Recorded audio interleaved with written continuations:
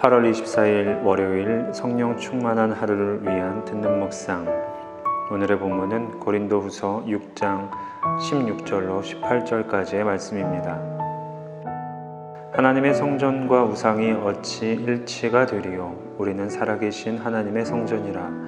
이와 같이 하나님께서 이르시되 내가 그들 가운데 거하며 두루 행하여 나는 그들의 하나님이 되고 그들은 나의 백성이 되리라. 그러므로 너희는 그들 중에서 나와서 따로 있고 부정한 것을 만지지 말라. 내가 너희를 영접하여 너희에게 아버지가 되고 너희는 내게 자녀가 되리라. 전능하신 주의 말씀이니라 하셨느니라. 아멘. 최근에 이런 제목의 기사를 본 적이 있습니다. 카톨릭과 이슬람이 공존하는 아야소피아 성당. 왜 이런 제목의 기사가 나왔는지 먼저 아야소피아 성당에 대해 간략하게 소개해드리면, 이곳은 터키 이스탄불의 대표적인 관광지이자 비잔틴 미술의 최고 걸작으로 뽑히는 건축물입니다. 이곳은 원래 성당으로 지어진 건축물이지만 콘스탄티노플이 오스만 제국에 정복당한 후에 이슬람 사원으로 개조되었습니다. 그리고 1935년에는 박물관으로 다시 개조되었죠.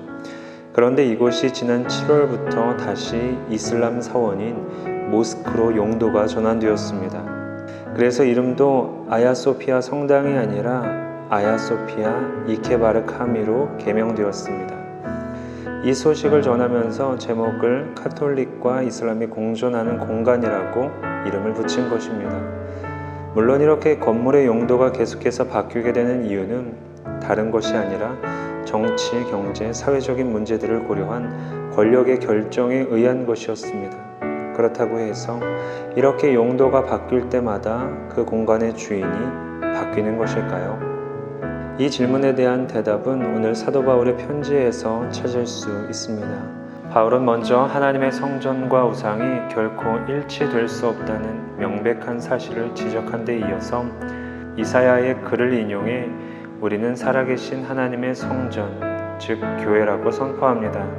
이는 하나님의 임재와 내주하심으로 말미암아 성전과 같이 거룩한 존재가 된 성도에게 있어서 결코 있을 수 없음을 밝히는 것입니다. 사도 바울이 구약의 선지자의 말씀을 인용하면서 고린도 교인들에게 전하는 이유는 당시 고린도 지역은 수많은 이방신들의 신전이 질비하게 모여 있던 곳이기 때문입니다. 눈에 보이는 수많은 이방신들의 모양과 삶의 흔적 가운데 모든 것을 제거하고 오직 너희 마음속에 거하시는 성령 하나님만을 바라보고 의지하라는 말씀입니다. 즉 성도는 하나님의 성전과 같이 거룩한 존재이기 때문에 그에 맞는 성결한 삶을 촉구하고 있는 것이죠. 사도 바울은 16절 하반절부터 18절까지 구약의 말씀을 연이어 인용하면서 부정함을 제거해야 하는 분명한 이유들을 설명합니다. 그 가운데서 이사야 52장 11절의 말씀은 이렇습니다.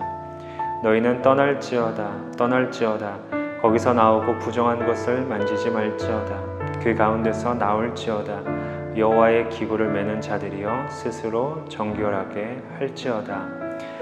이 말씀은 이스라엘 백성들이 바벨론으로부터 떠나야 할 것을 종용한 것으로 그 도시를 그대로 내버려 두고 이방인들의 부정한 생활 방식에서부터 멀리 피하라는 의미로 했던 말씀입니다. 그래서 떠난다는 건 하나님의 백성으로 또 제사장으로서의 새로운 삶을 시작하는 것이다 라고 말할 수 있습니다.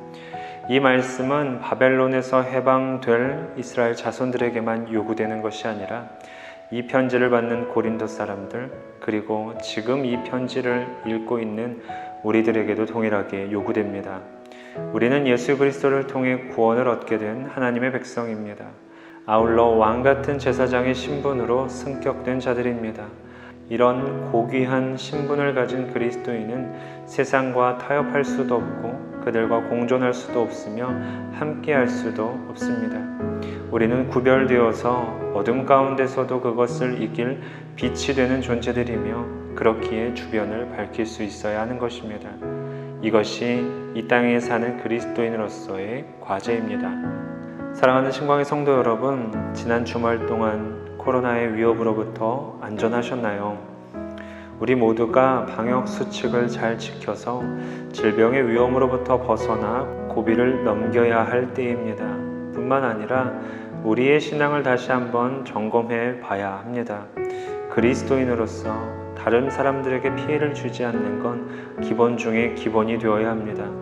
무례히 행하지 않아야 하고 자기의 유익을 구하지 않는 모습뿐만 아니라 때로는 참아야 하는 것도 필요한 한 주가 되어야 할 것입니다. 우리가 모두 살아계신 하나님의 교회로서 각자 머물러 있는 곳에서 선한 영향력을 낼 수 있게 되기를 우리 주님의 이름으로 축복합니다. 함께 생각해 볼 질문입니다. 우리는 어떻게 살아계신 하나님의 교회를 드러낼 수 있을까요? 이 질문에 여러분의 마음을 담아 잠시 기도하도록 하겠습니다.